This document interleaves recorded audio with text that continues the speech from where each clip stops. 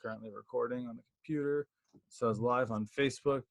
Okay. Because it's live, I don't see it live yet, so we're just going to hang out for a second. And once I know it's live, then we'll do all the intro stuff. I have a notification. It just said you tagged me in a post. Sweet. All right. Turn that off.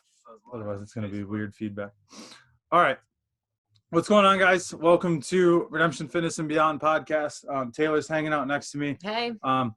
Hey. I'm not supposed to call her Miss, but Miss Joann Weil is on Zoom with us, and we are going to talk about almost like a reprise sort of the podcast episode that we did last Friday, where we talked about personal growth during COVID-19. So not Miss Will, Joann reached out to me after I told her to listen to our podcast episode just because of the rankings, and she reached out and said that she posted and said she was looking for podcasts. So I naturally told her to check ours out, and she then said she wanted to talk about it, maybe do a podcast, maybe something else. So we're kind of doing a little bit of everything right now. I introed this video as a podcast. I don't know if it's going to actually become an episode or not. It might be a bonus episode, no idea. But it's a Facebook Live video, so we might end up with some comments that we respond to potentially. So I have no idea how long this is going to go exactly, but we're just going to hang out and talk. So Joann, you said you wanted to kind of ask us questions. So I'm going to just go ahead and throw it to you and let you run with it. And then we'll kind of, circle back around here in a minute. Great. Thanks for having me. I mean, I think that I loved the podcast. I've been sitting here sewing masks and wanting to listen to some things. And so I listened to that last night, and it really, it kind of intrigued some things in me, knowing that I started a consulting business last year with my former principal, and it's trauma and resilience consultation company. And so we go to different schools and train teachers, educators. Honestly, it needs to be out there for a vast amount of people who deal with people, honestly. And so the training is on trauma and resilience. And as I was reading some of the comments in the post that you made on Facebook about, how we should be able to come out of this experience learning something about ourselves, learning about, whatever it is, growth, or what we can take from this and then kind of go with that. And I thought that's interesting because I feel the same way. I think we should all learn something from this, whether it's to better ourselves or just, educate ourselves.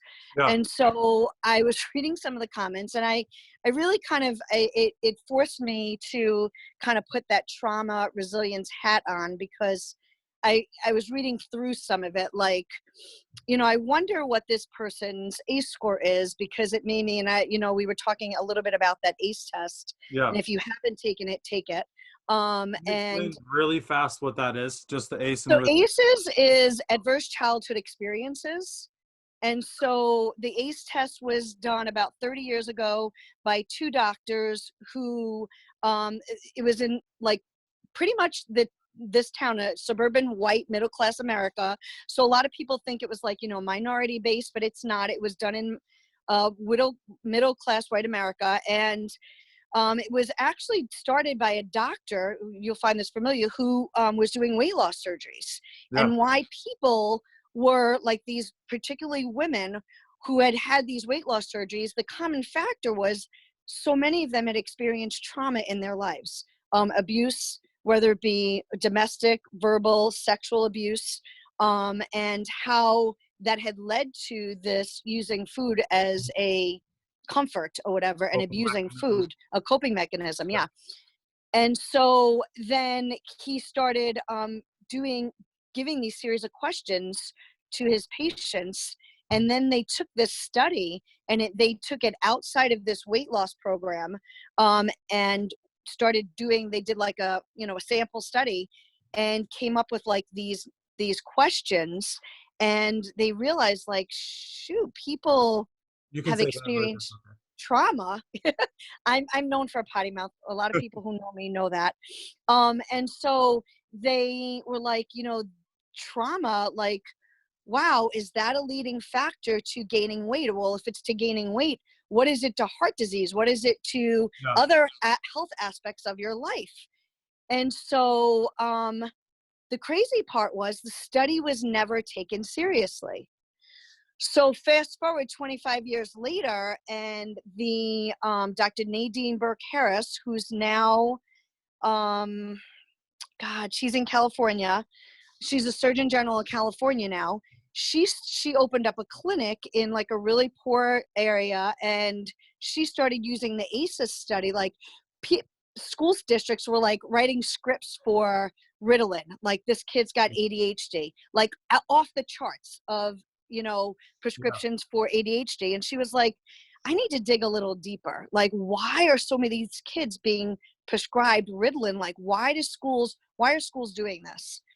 And so she dug deeper and she started questioning, like using the ACE test. She wouldn't necessarily give it to the child because it's pretty intense, obviously, if you read some of the questions, but like she would like ask or look at the chart, and like, where does this family come from? Or is it a broken home? Or, and just, you'd be amazed at what kids will tell you.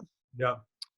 So then she kind of was like, I'm a doctor and I don't know about this ACE test. Like, what the hell? How come this wasn't taught to me in medical school, especially being a pediatrician, So then like I said, we watched this film, Paper Tigers, which was done by, I forgot the person who filmed it. But anyway, so I dug deeper into that. I dug deeper and we started implementing some of the stuff that we learned at the conference. So within a year, we had changed kind of the dialogue at Hope. And I don't know if you know much about, the middle schools, but there are only two. And there's always been this like background of one is in a more affluent area. My school is not. It's kind of down by the bar, in town or whatever. And, there was literally right there. it literally like walking distance, right? Yeah. And so you could, like, there was this myth that one was better than the other. And I just hated that occurred because the data would show that it was a myth. Like our behavioral data didn't necessarily, but people just would perpetuate this myth. And so we wanted to kind of change that myth. And so we just started doing lots of things, inviting the community in, partnering with different places. So we'd have lots of support, and the teachers in that building are absolutely amazing, and they know their clientele. And so they've always been doing things like this. So we were just kind of bringing some of the things that we were already doing to the surface and making it more public. And so, and like my principal gave us permission to say relationships first. Like, we know our scores suck. We know that we don't have the best scores, but we also know that the social emotional learning for students is way more important than these scores right now. And so we kind of dove into that. And now it's like everything that I do, we started doing trainings for teachers, and we did this one training, and I noticed like one or two adults leaving the room.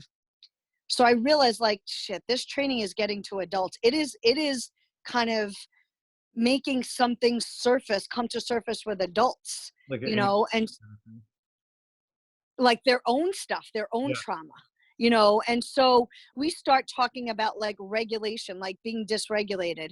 Like if I'm dysregulated, which I'm going to imagine at this point with COVID-19, you've got a lot of people who've been quarantined, like we're in our houses. We are dysregulated.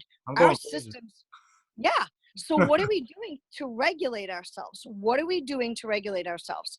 And so that's why I think, like, educators have this thing, this 24-hour like response. I'm not responding to that parent for 24 hours. Because if I do, I'm going to say something that probably would not be good, So let me get a good night's sleep. Let me regulate myself emotionally so I can respond. Well, and they're all fired up too. So you've got kind of both sides.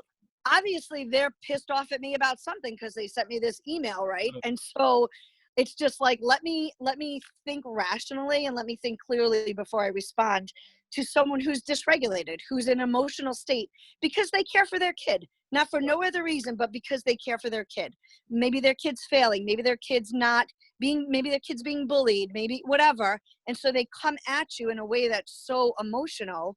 And so you've got to help them kind of get through that, And so everything I do now comes from that perspective. Like I read into things and I look at those responses and I'm like, that person is, I don't want to be presumptuous, but I'm assuming that they're coming from this dysregulated state. Yeah. And then I want to dig deeper and think, I wonder what their ACE score was. I wonder what their resilience score is and how they manage life in general because of that. Yeah. So that's why I kind of reached out, because I think it'll be very telling how people will handle themselves in times of crisis, and it will tell a lot about their resilience. Yeah. And so I'll go back to my husband's score of being an 8. He had this resilience factor, and that was church, right? So he was able to, he had this youth group and he had this youth leaders, and he had that in his life to help him be resilient, because his home life sucked. I think he moved 32 times. Wow. Oh. As a child, he went to a different school every year. So when you talk about relationships, I grew up in Brooklyn, New York.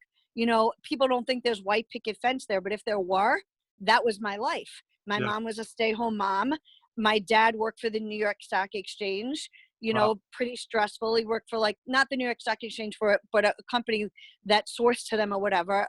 And so he got on the train every day, went to the city, came home. My mom stayed home. She cooked, she whatever. So I had a pretty leave it to beaver household. So I had a 1. I never moved until I got married, basically. I think I lived in an apartment for 6 years with my best friend, and then moved back home to save to get married. And so I had a great life. I think about my education. I didn't realize that people, like my mom paid for my college education, and I can remember registering and going down to the register office, waiting in these long lines, and a friend of mine that I met wasn't coming back to school because she couldn't afford it. She had to get a job to pay for the next semester. I'm like, oh, your mom doesn't pay? Yeah. Like, that was my first awakening that people You're didn't like, grow up whoa. the way that I grew up, Whoa. I was a little sheltered. I'm like, shit, doesn't everybody's Yeah. parents do these things? And so, that's just to realize how immature I was at 18 and 19. And so now it's like, I look at this and I think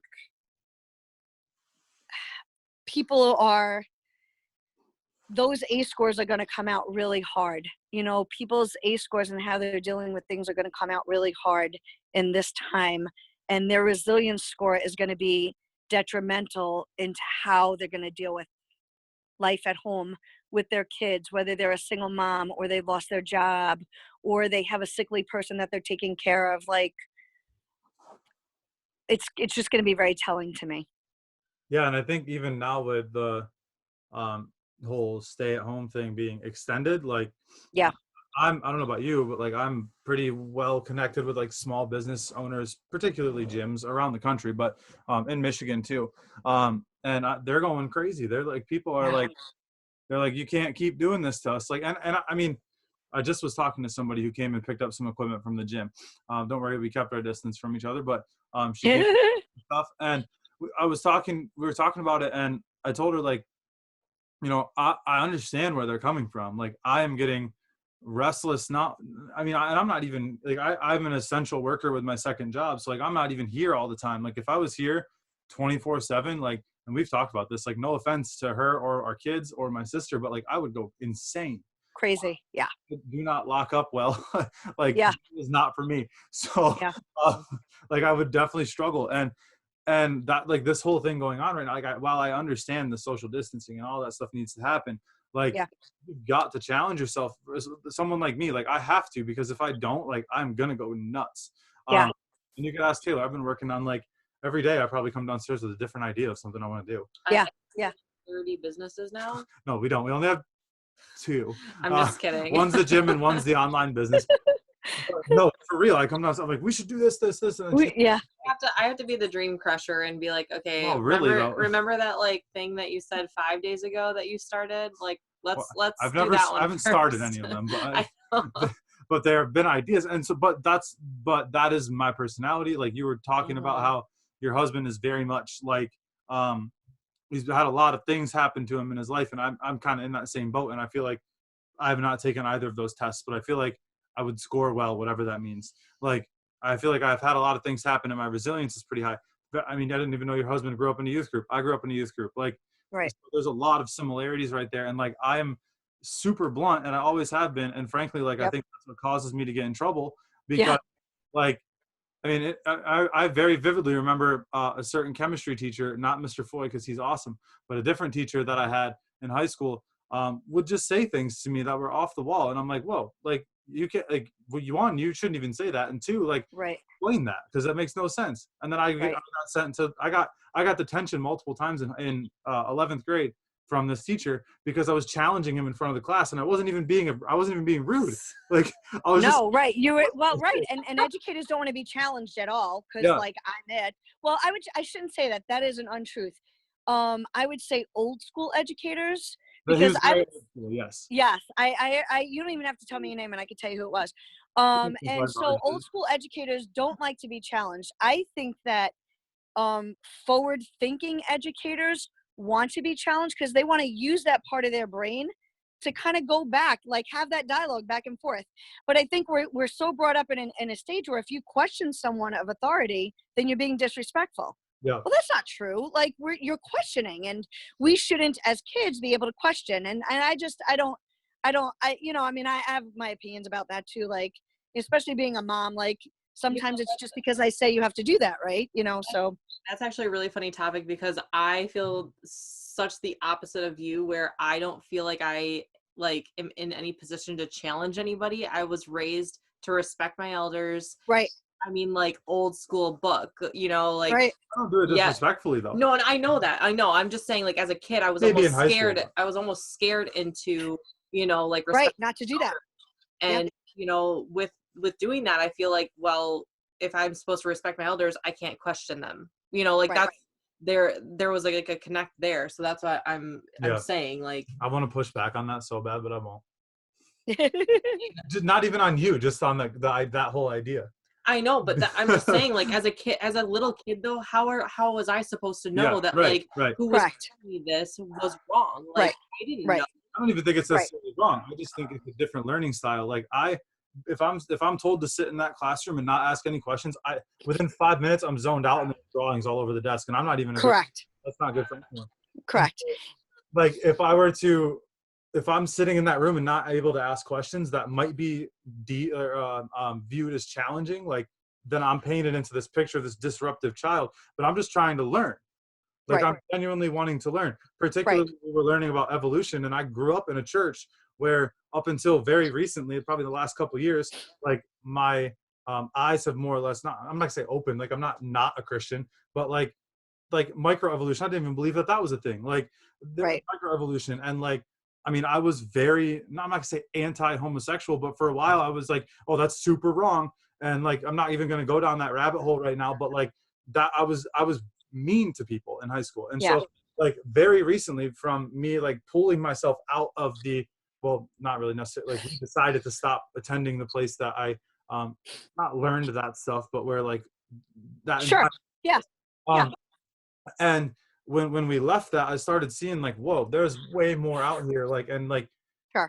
it doesn't compromise my faith to have an opinion that the pastor doesn't agree on necessarily. Right. There are things that would, but, and so for me, I'm like, well, if I can ask questions, then why won't I ask questions? And now I'm like to the point where I'm like almost on the extreme of like asking questions that All the time. Yeah. some people don't understand. Like some people don't even understand what I'm trying to ask. And I'm like, I have to ask, like sometimes I'll ask her, I have to ask the question 8 times for her to understand like what. That's true. Like what am I trying to like, but I'm trying to pull a very specific thought out that you may have said or acted a certain way. And I'm like, whoa, let's figure this out. And I try to do it with my 2-year-old all the time. That doesn't work very well, but no, it doesn't. I try, like I'll sit with her and I'm like, well, it's okay to feel that way. Like, but what, like, but let's talk through it. And she doesn't talk much. Well, she talks a lot, but not about that. She'll just start laughing and flail off my lap. But, yeah, so I didn't mean to like run away with the conversation there for a minute, but, so it goes back to like that questioning, right? So I think that being inquisitive and questioning is good. I think it's a presentation or, kind of polishing that presentation of how we say things, so that people aren't offended. But I think that made me kind of think about, again, going back to, what you were saying about this and how we're kind of dealing with this and coming out of it. I will challenge people to think about, once they're listening to this or reading about it or whatever, to go take that ACE test, look at your score, It doesn't mean anything good, bad, or indifferent. It just kind of gives you a better understanding of yourself. So like I come from this large Italian family in New York, right? I have, you know, 20, 30 something cousins. A bunch of us, 6 or 7 of us in a group chat daily. And so my sister cousins, I'm like, hey, take this ACE test, you know. My cousins are getting 4s, 5s, 7s, 8s. I'm like, geez, like we all grew up in the same family, Yeah. but you know, my mom just dealt with things different than her siblings did. So my mom grew up, there's 11 siblings in her family. She was the oldest. And so she raised us a little bit differently than maybe her siblings did. And so, or her opportunities or her life was a bit different than her siblings. So my cousins have experienced this trauma that I never experienced. So even having my dad passed away when I was 14, was probably the most traumatic experience in my life. I was a ninth grade or whatever. I still didn't feel like I had a whole lot of trauma in my life, right? Here's my dad, who was the only one who worked, you know, what was our finances? Well, I didn't know what they were. I was 14, you know, but my house was paid for. My mom was like, no, you know, I mean, my mom was actually better off financially after my dad died than when he was alive. And so, you know, we started now I kind of understand. I think my understanding for people, I thought I was smart. Like I thought I was smart. I have this master's degree and I thought I knew kids well. I've been an educator for so long and I'm like, shoot, I'm learning so much more now and I'm 50 years old and I should know more. I should have known this. I should have been teaching from this perspective for so long. Why didn't I? And I still, even as the at-risk coordinator at high school, I always felt like I was empathetic. I loved kids. I loved my job. I loved helping kids, even the neediest kids. Like I connected to them the most. And yet I still felt like I could have, knowing what I know now, I could have done more. So I look at the people and I look at their responses to your post and just in general, how people are going to deal with this COVID-19. I challenge them to take that ACE test. I challenge them to take that resilience test and see where they're at. Like what kind of resilience do they have in their life? And how is that resilience coming out? So my husband not working for 2 years now, being home, he's an introvert. Like he is more introverted than I am. He could care less if he goes out and sees people. But even now, like he can't, his normal routine, like likes to go out to eat for breakfast, or like is like a retired person, you know, like the waitresses know him. They know his drinks. They know like what he likes to eat. Like He walks in and the order comes out. Right. Like not being able to do those things, you could tell it's getting to him, you know, like not being able to have the freedom to just go walk around Walmart or whatever, you know what I mean? Like it's getting to everybody, but how do you do that? And how are you dealing with that? And how is that coming out? So for me, if I don't get out and walk the trail or a bike, I'm snappier. You know, I'm just like my patience are less with my kid. I really don't want to be in that Zoom and talk to people because I don't have the patience for it, you know? And so it's like, I've got to get out. I know. And you know that in the last probably 8 months or so, I've lost about 60 pounds. And that's awesome. Thank you. Thank you. But part of that is being physical every day, like doing something, not feeling selfish and taking time for myself, because I did it before. I did it about 16 years ago. I lost about 75 pounds. And it was at a point where Mallory was older and I could do stuff for myself. And I got pregnant unexpectedly, like, oh my God, we're pregnant. How did that happen? And we weren't planning on having another kid. And so in those 16 years, in these 15 years afterwards, I've pretty much gained all that weight back. Yeah. And so now that he's 15 and I'm like, I need to take better care. Like I can do this. I've done it before. I can do this. And so I kind of embedded some of those things in my life. And I'm like, if I could do this at 50, I did it at 35. I could do it at 50. It's a hell of a lot harder. I'm not going to lie. But should I start somewhere. And so I did. And, I don't know, the exercise, the getting outside, there's something to be said about being outside in the fresh air, you know, that has helped me tremendously. And so, yeah, I started doing it. And the first week we were there, I made these signs for the Ram Trail because I'm like, I am so unmotivated right now. I had my husband like teach me how to use like the saw, and like I made these wooden signs and I put them on the trail. And I was like these little motivational quotes. And I one day walked the trail and like hammered all these signs into the ground and like nailed the signs on these wooden posts. And so now I walk the trail and people are like, oh my God, that's, you know, but I did it for myself as motivation. Like I need motivation to be out here every day. Yeah. I'm sure if I need motivation, other people need motivation. Oops. Oh, I lost you there for a minute. Sorry. Oh, there we go. And so I, yeah, I just was like, I'm going to do this. I'm going to do this. And so it kind of helps me to get outside, makes me accountable to other people. And so, and not taking out, even though I have this resilience factor in me, like I've always had support. Like resilience means having that one person, that one support system in your family, in your like in your tribe, that makes you keep going forward, that keeps you positive, that keeps you up there. I've always had that in my life. So what is that one? And I try to tell teachers, like, you might be that only resilience factor in someone's life. That's why you have to be there for them.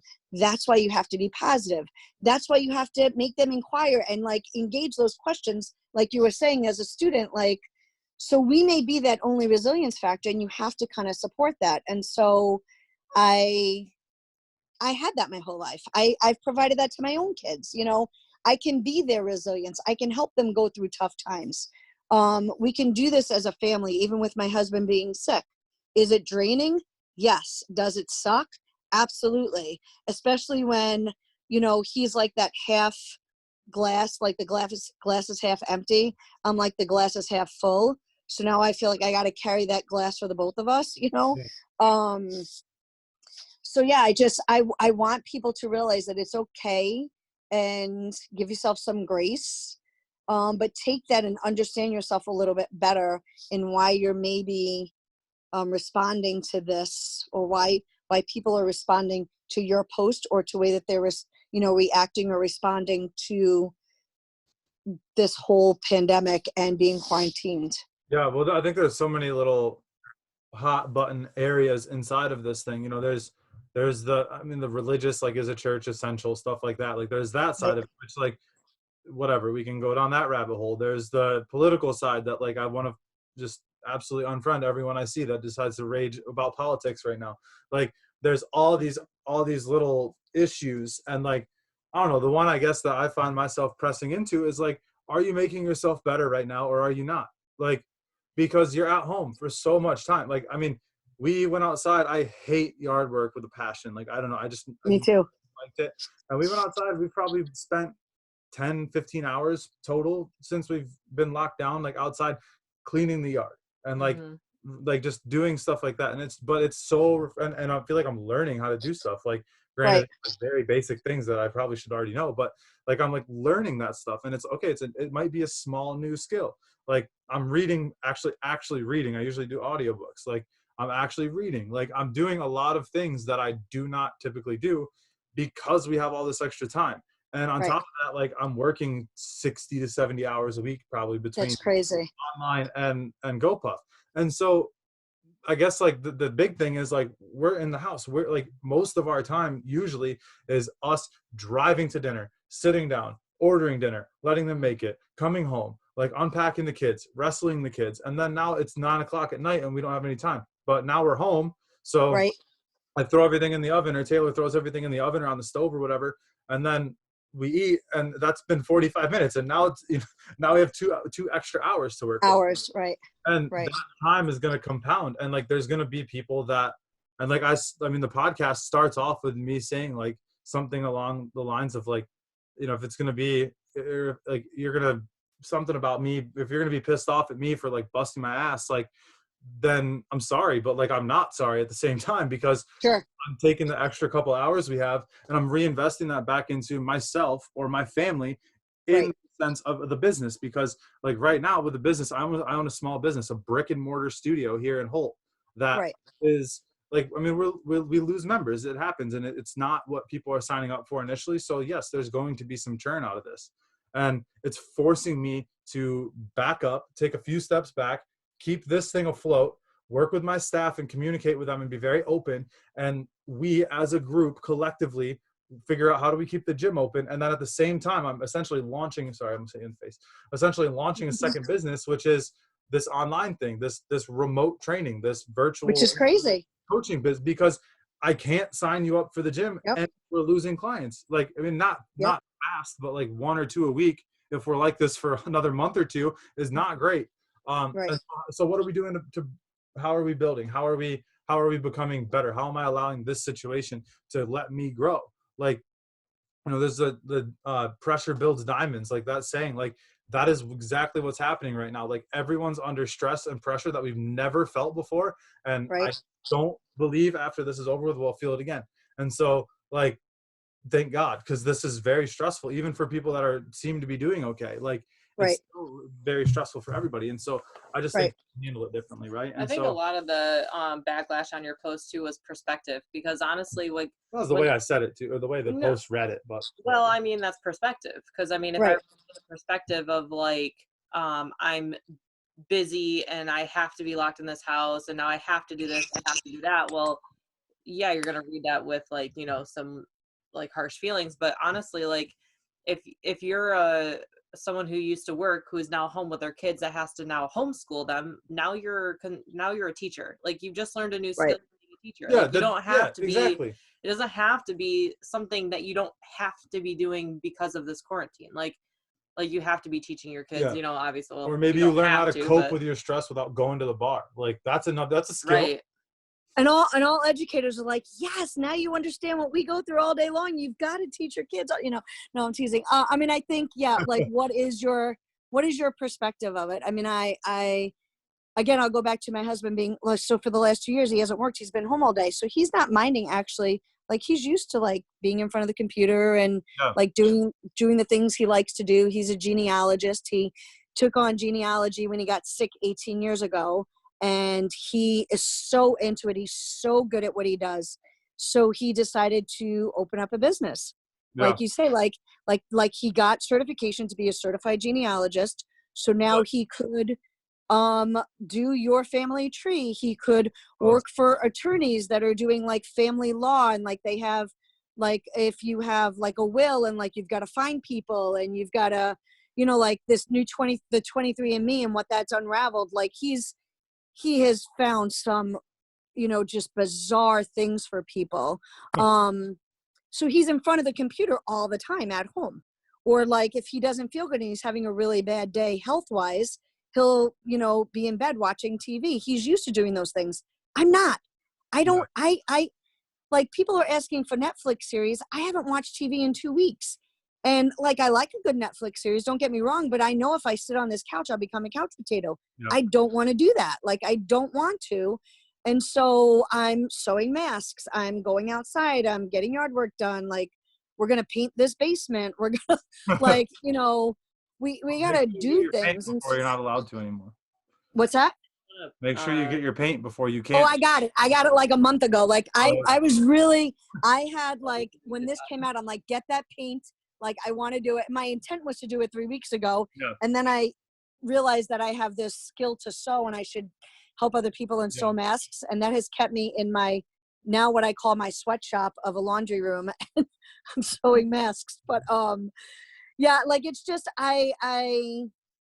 he is still doing what he's normally doing. So his routine is to be on the computer. His routine is like he's watching different shows or whatever. Like he doesn't do a whole lot of physical things because when he does, and I shouldn't say that, he will do physical things and then he will be out of commission for a week because he has just exerted his body too much. And so it's like he doesn't put pace to it. I'm like, do a little bit each day. Don't work 10 hours in the day. And so where Robert and I are like, Robert, man, that kid plays 3 or 4 sports throughout the year. And so he's like, I can't play lacrosse. I can't, whatever. I'm like, well, you could go for a run. You can go for a bike ride, you know? And so he's not like other teenagers. He's come on bike rides with me. We've gone on, you know, walks, runs, whatever. Like he'll do those things. He likes his mom. So I'm grateful for that. But it's like, you should be doing those things. Like, Yeah, do those things with your family. And I've always said, as an educator, your kids just want your time. So being home with them now 24/7, start your day giving your kids time. Give them an hour. And I'm telling you, that hour is going to go a long way. And then let them do something on their own independently for an hour or two and get your work done. You know what I mean? And then regroup around lunchtime and give them some more time.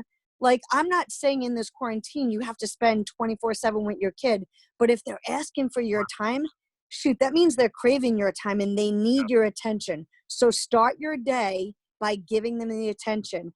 I had this kid, and I don't even know what year she graduated. She's older than you. And she was super ADHD in school. And her teacher in elementary school said, we would start the day by saying, okay, everyone needs to listen to Emily. Emily, I'm going to give you 10 minutes of the class time. Say whatever you want to say in the 10 minutes, and then it's my time to teach. And that's how she'd start her morning off, her class off every day, because if she didn't, Emily was going to get that time anyway. Whether it was negative or not, Emily was going to get that time, right?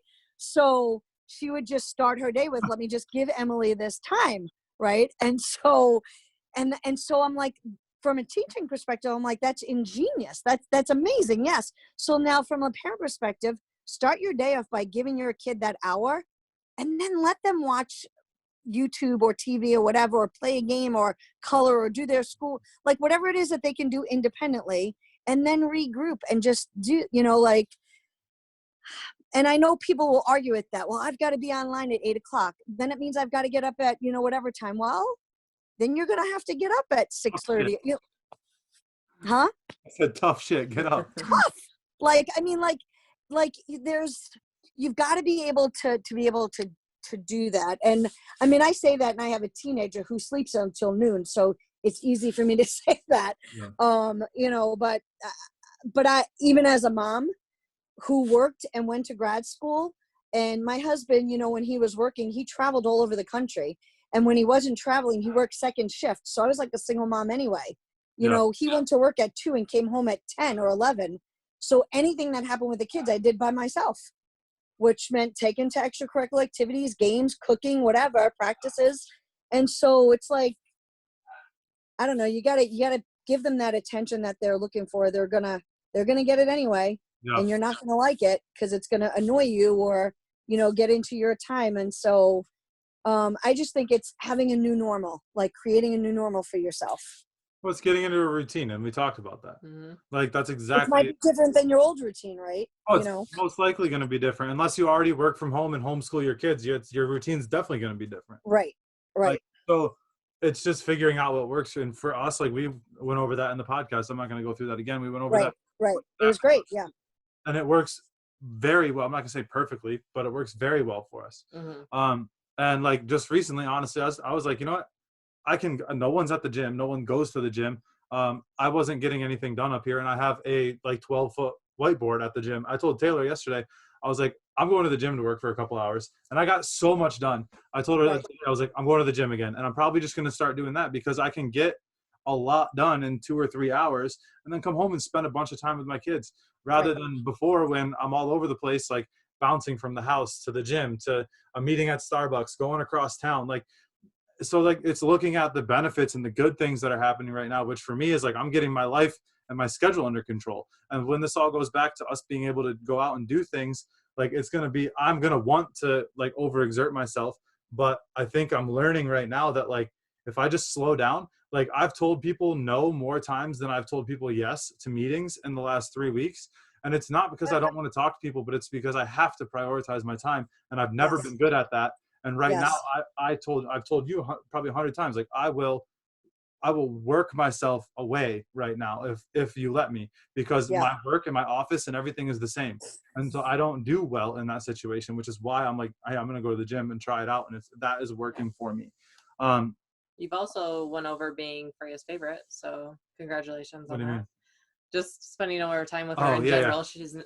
You're now her favorite. Yeah, she likes to wrestle around and stuff. And in the morning, she likes to watch Mickey Mouse Clubhouse, which I never want to see that show again. But yeah, no. And I guess I had one question for you that I wanted to kind of touch on, because one of the biggest topics in the comments was like my anxiety. Yeah. So you probably deal with that with the kids a lot. And Yeah. I'm curious, like, I had somebody else on that talked about this as well. And so how are you, or would you walk this through with one of your kids of like, hey, this is what's going on. Like, you know what I mean? So like my role as of Monday, so like my sweatshop is going to be closing down but because we have to go into this online stuff. But Yeah. as a not classroom teacher, like I don't have to provide lessons in the sense of like standards, report card standards and stuff like that. But so like, what is my role in supporting students? Well, I do a lot of discipline. Well, clearly I'm not sending anyone home because they're all home, right? So like, how am I going to be supporting students? And so I've taken on like the social emotional piece of it. And so we use a practice called zones of regulation, and you can Google that too.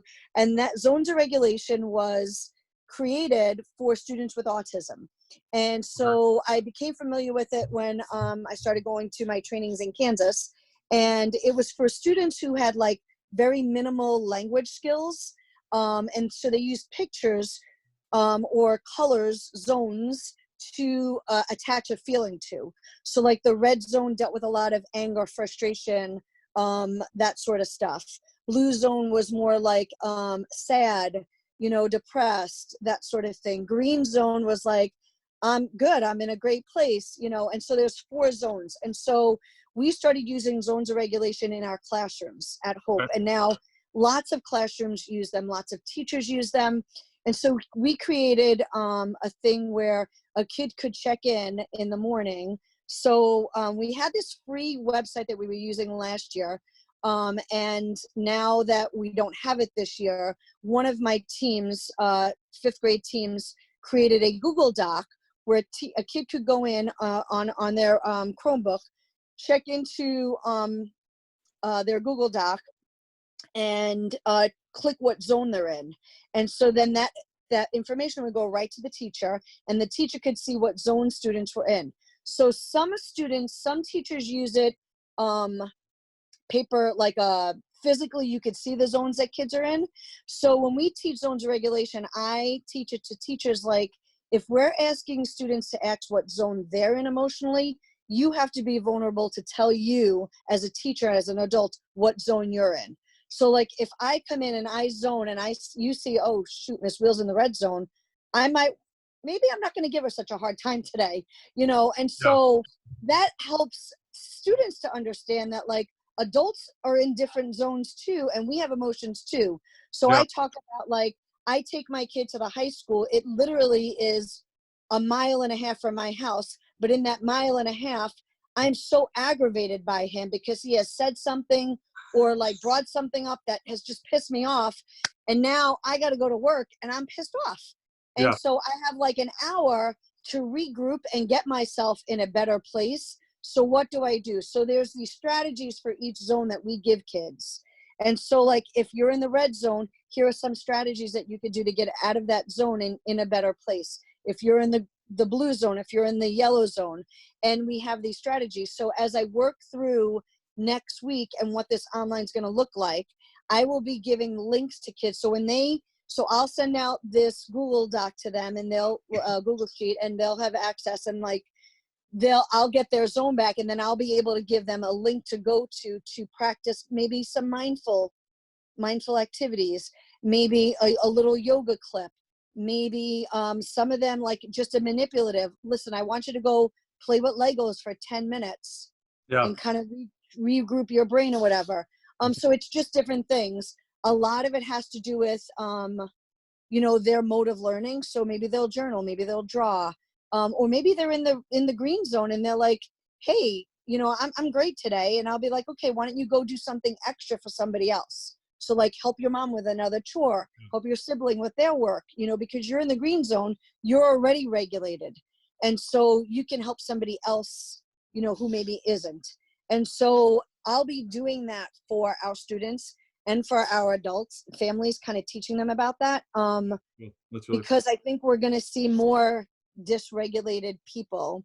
And I worry about students all the time. And a lot of teachers are like, I'm so worried about my students. I'm so worried, and they're crying. And I'm like, listen, I'm not crying over this. I'm sad, but I'm sad for students a lot of the students that I deal with every Friday who have to leave school on Friday and go home maybe to a household that's not good for them. I'm sad for students for every break that we take that, you know, I'm not going to see them for 2 weeks and I worry about if they're eating. I'm sad for students over the summer who, you know, their 2 meals a day are from school. So this doesn't change my worry for those kids any more or any less right now. I'm still worried about those kids, you know, but it's like, how am I going to support?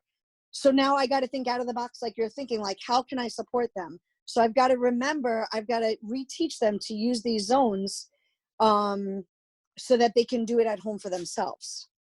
That's really cool. Just like giving a tangible thing for the kid to do. I mean, I was even thinking like we should set something up for like Freya and just kind of, she might not understand it right now, but just kind of get in the habit of like, how are you feeling? Like which color? Like, and just making her answer it. So the zones, and I could probably send you a hard copy. Like right now, I just put emojis to them. Yeah. Like I tried to, a lot of teachers use the characters from the movie, I'm sorry. I forget the movie, where like the person is blue. What is that Disney movie? Inside Out. Inside Out, I think it is. Maybe I'm not even sure. Like, it's the girl and her emotions in her head. Yes, that's what it is. It's Inside Out. Yeah. Yep. I mean, I liked it too. She loves that movie. I know. Well, yeah. All the cartoon movies with my kids. So yeah. So they use the characters from that movie as part of their zones. And so like different schools use different things for the zones or whatever. And so, but it's a tangible thing. Like you can do it. You can get up and you can do it. And like there's little posters, and like we just put like clothespins, like here you put your name on the clothespin, mom, dad, your kid's name, and they put their clothespin on the poster. So like you can get up and your kid can see where you are. Like I suggest families, I have given this to friends, like, so that we can all check in with our zone and we could all check in with our, like where we are. And I can wake up and you can wake up and you can see like, shoot, I'm not, like mom's not in the best zone today. Maybe I could help mom. So not only is it like recognizing your emotion, but like growing empathy for the people in your household, you know? Yeah. Yeah. Cool.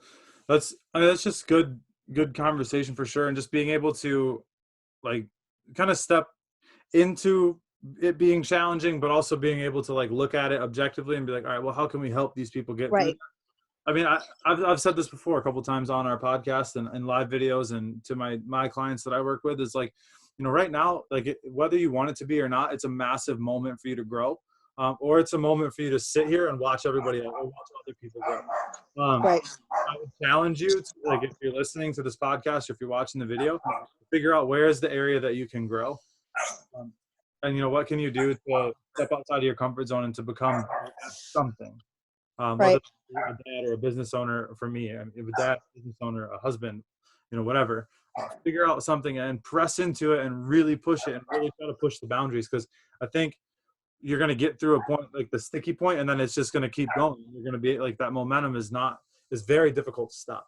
So that's what it is and press into it. Did either of you guys have anything else you kind of wanted to say? I'm going to wrap it up because it's been about 45 minutes. Well, I think that I just want to wrap, you know, when you asked me about the anxiety, I think that understanding it, right? Naming it, understanding it.